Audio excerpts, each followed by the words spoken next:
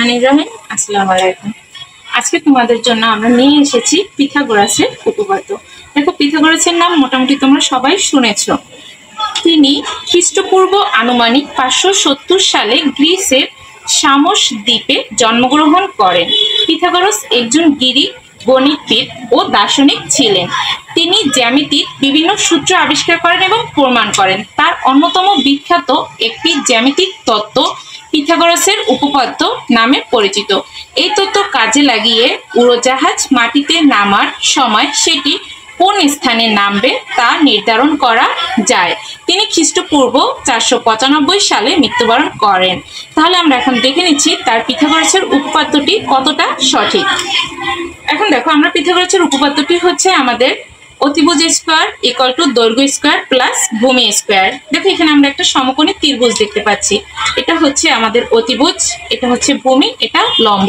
অতিভুজ সাধারণত ভূমির সাথেই কোণ উৎপন্ন করে।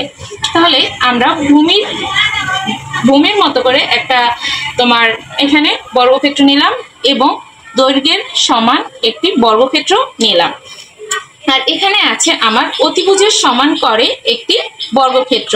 এখন আমি এখানে লম্বের বর্গক্ষেত্র এবং ভূমির বর্গক্ষেত্রটা যোগ করলে দেখব অতিভুজের সমান একটা বর্গক্ষেত্র হয় কিনা। আচ্ছা দেখো, এখানে আমরা শুরুতেই টেনে রাখলাম।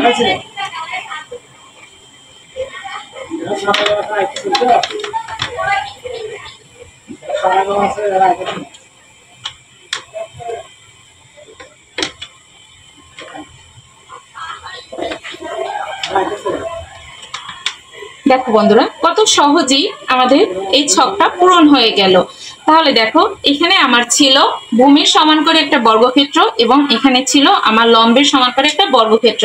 আমি দুই বর্গক্ষেত্র এক করার পরে অতিভুজের সমান করে একটা বর্গক্ষেত্র পেয়েছি। তাহলে দেখো, আমরা সহজেই এখানে বলতে পারি অতিভুজ স্কয়ার ইকুয়াল টু লম্ব স্কয়ার প্লাস ভূমি স্কয়ার।